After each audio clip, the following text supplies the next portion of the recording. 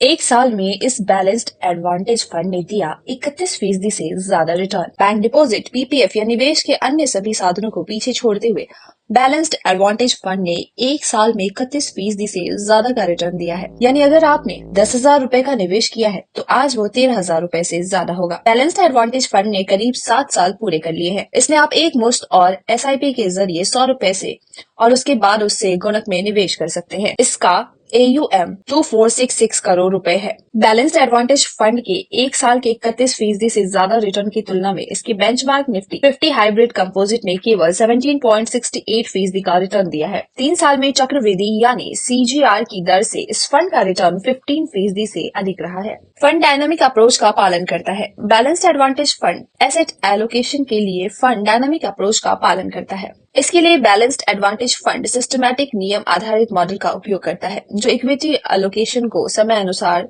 समाहित करता है। यह एक इन हाउस प्रोसेस है जिसकी मदद से फंड मैनेजर इक्विटी में निवेश कर पाता है। यह फंड इक्विटी या फिक्स्ड इनकम में 0 से 100% तक निवेश करता है।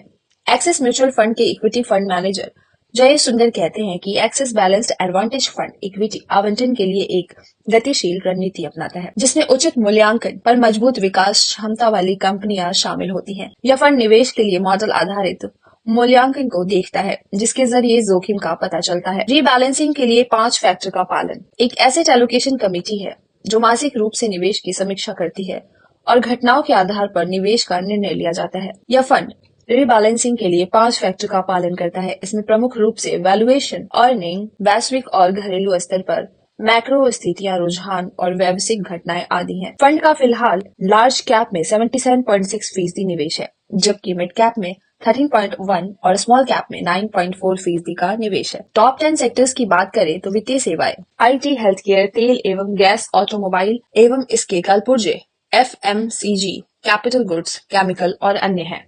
Bureau report, times bull.